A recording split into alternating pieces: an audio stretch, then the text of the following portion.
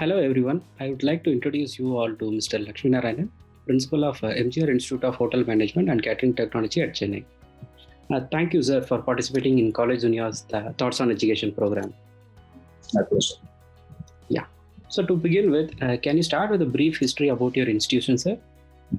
Yeah, this is MGR Institute of Hotel Management and Catering Technology. This was started in 1993. So we are actually in our 28th year of operations.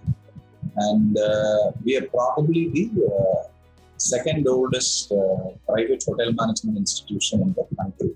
Okay, sir. So we have a very rich track record of having produced successful students who are placed across the world. In almost any country, we have students from our institution working in a particular country. And we are part of Sri Chidambaram Education Trust and Meenakshi Ammal Trust, twin trusts, and there are about 29 group institutions. Hotel management is one. We also have 2 medical colleges, 3 engineering colleges, international schools. We have our own Meenakshi University, Meenakshi Academy of Higher Education and Research.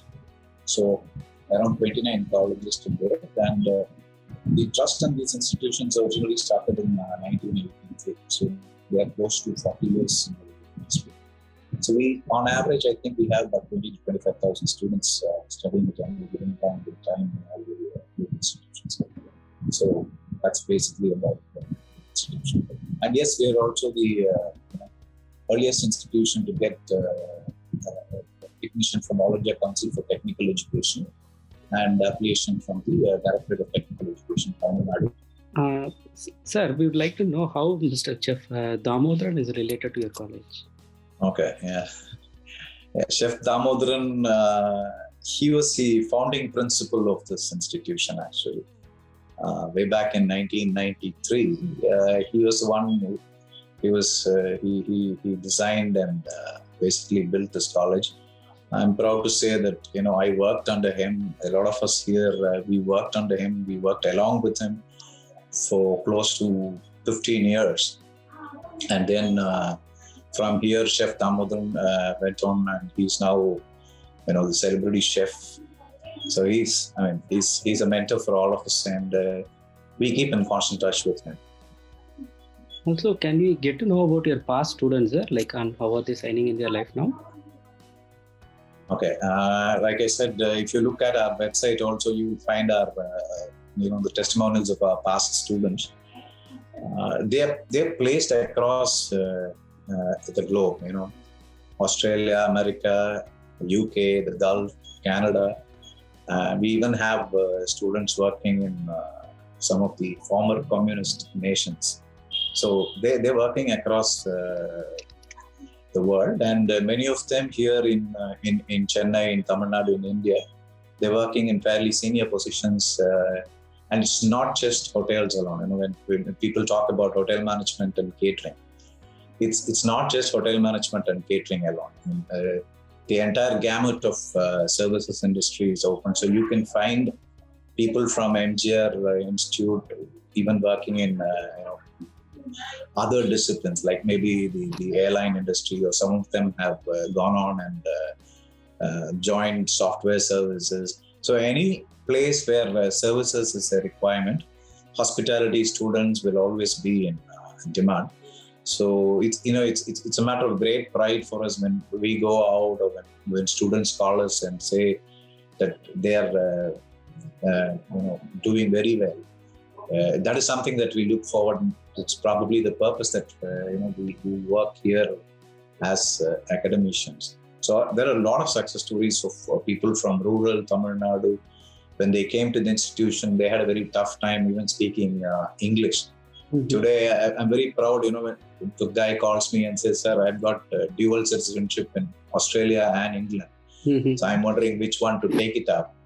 That's a problem of plenty. And when he says something like that to me, we as faculty members and as academicians, we feel great pride, in those kind of achievements. So yeah, our students have done wonderfully well. it is the nature of the industry. I always say, man's basic human needs are three: food, clothing, and shelter. Mm-hmm. So our industry, we take care of the food and shelter part of it. So when students ask me whether they will do well, whether they'll get a job, or when parents come and ask me, I always tell them, as long as human beings need food to eat and need a place to stay, students from the hospitality sector are always in business, always in demand. So that's basically it. If there is an unemployed student, it's probably his choice not to go for employment, rather than any lack of availability of jobs in this sector. The sector has always got a lot of demand. Mm-hmm. The current pandemic situation notwithstanding, this is a temporary phenomenon, which we hope will phase itself out within the next 3 to 4 months' time. Yeah, everyone hopes for the same, sir. Yeah, it is. Yeah. I will ask you some questions about your leadership style, sir. What is your philosophy of leadership, sir? And how do you describe your leadership style? Okay. Since I've dealt a lot with students, let me talk about the approach towards students. Early on in my career, that is, I started teaching in 1993. So along with the institution, I have also grown as an academician. So I felt it was very, very important to inculcate a sense of discipline amongst students. Hospitality industry also requires a lot of personal self-discipline to be a success. So I always believe that as faculty, you have to maintain your distance with the students, and you have to make sure that there are no excuses given and people do what they are asked to do. Now, fundamentally, I believe that the disciplining part in a student is very, very essential for his or her success. But as an approach, I think myself more of a friend. When students come at a very delicate situation, they come out of school, having completed +2, probably 16 or 17 years old. That's a time when there's a lot of peer pressure and they are bound by a lot of external influences. At least in the 80s and 90s, we did not have so many distractions. But right now, it's very hard to find a quiet moment. There are so many distractions around us. We have, mobiles and computers and whatnot, internet and whatnot. So it's very, very important to ensure that the students feel comfortable interacting with the faculty members. They are able to listen to what is being told to them, and they are able to do.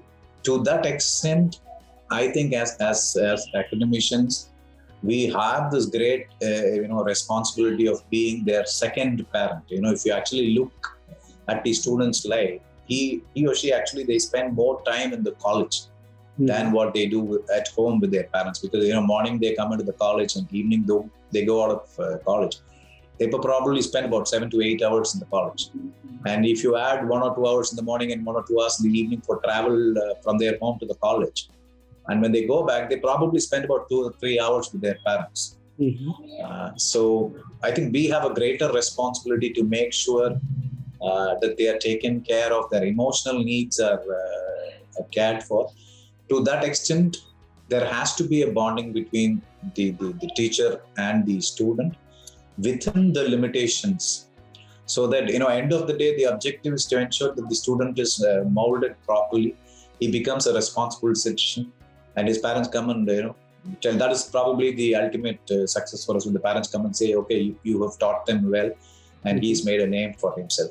So I believe it is essential to have that kind of an interaction.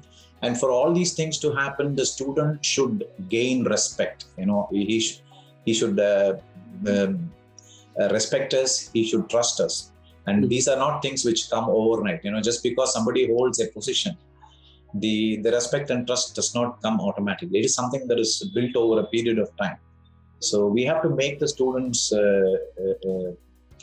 respect us and trust us, and be their guide rather than just being a disciplinarian. So that is basically what I think. And if we make them good citizens, if we make them responsible citizens, we would have done our job. It's not just creating industry professionals. It's also ensuring that they have a healthy lifestyle. They have balance in their lives. Nice. So, in this fast-changing world, planning for 10 years is like a big dream. So, I would cut it short for a 5 years plan. So, what do you think should be your college's top priority for the next 5 years? See, we are very clear about what we want to do. This year, currently, what we are offering is we are offering a 3-year program in hotel management and catering. We would ideally like to offer a bundle of, postgraduate programs, PhDs, and MBA. So this institution has always done very well because of goodwill generated by students. So students actually who have done well have gone out and promoted this institution, and we would ideally like that to continue. We do not want. We want to make aware to the public that this institution exists, but we would ideally like our college students to come join us basically because of the goodwill that we have generated over the last 28 years, and we would like to carry that legacy forward. MGR is a place where people can come and people can learn, get themselves equipped, and they can go out confidently with an excellent career start. That is ideally what we would want this college to be known for. And for the next 5 years, it's the same thing. And we would like to offer a multitude of choices for people who want to study in this industry. And yes, we also would like to focus on offering programs which are much more specialized. For example, people want to get into cruise ships or cargo ships. There is a specialized skill training available for it. Those are areas which we would like to focus on. Okay, sir. So apart from the curriculum, I would like to know, are there any extracurricular activities or programs which will help your students to face the real world challenges? Yeah, see, in terms of hospitality, it's not just about the day-to-day work that they do in the college. We also periodically organize food festivals. We ask or we give a theme to students, and we have done a lot of theme food festivals in the past. For example, line of control was one theme. So in line of control, which is basically the Wagah border, between India and Pakistan. So students were asked to recreate that scenario. So the entire, flag ceremony thing was reenacted, along with the dishes from that particular region. So from the Indian side of it and from the Pakistani side of it. Then when the Cricket World Cup came, we had a theme festival based on the Cricket World Cup. I'm talking about 2011 World Cup, which we won.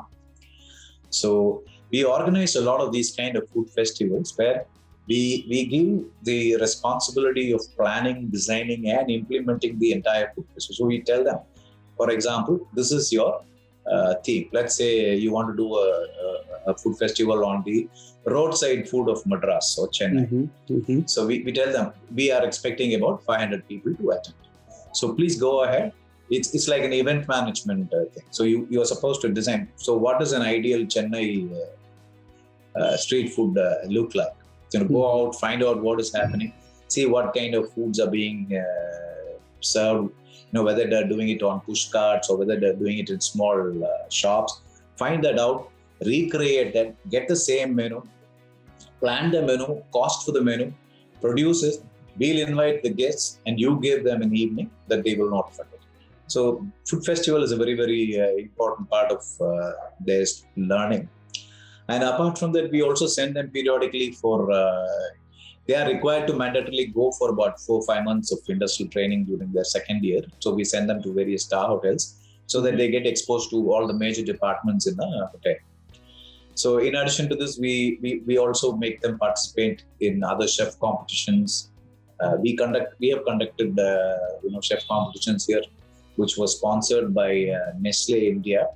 So we used to invite students from other catering colleges, and the jury were senior chefs from the hotel industry.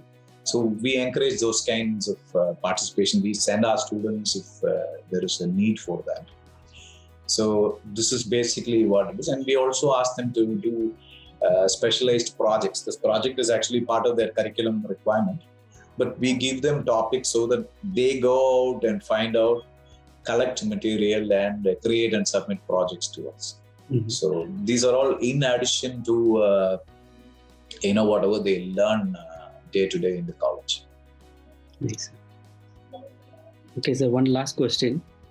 Sure. Any suggestions you would like to give to the current youth, sir? See, every problem is an opportunity. I very strongly believe in that. If we did not have any problems, we would not be having any opportunities. Mm-hmm. For example, talking about Corona right now, the entire world has been turned upside down. It's the last 12 months of almost no work, no play, nothing. Now this is a big problem because it has obviously adversely impacted the economy everywhere. Mm-hmm. But I see this as an opportunity because this problem has come out to the fore. Now we have an instance where there are companies from China that want to come up and set up shop in our country. Mm-hmm. So that's a huge plus. In fact, to my knowledge, I think close to 1,000 companies have approached the Indian government. So even if only 25 or 30% of them actually materialize, that will still be a big boost for our economy. Mm-hmm. So, and like I said, as long as humans need food and a place to stay, we are in business. And it's just not the hospitality industry. Anywhere, if you look at problems just as problems, you're going to have a lot of trouble. If you look at it as an opportunity,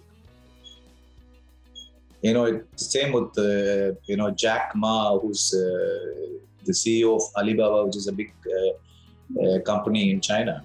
Mm-hmm. KFC did not give him a job. They thought he looked very bad, so they didn't give him a job or they didn't give him a promotion. He got very angry.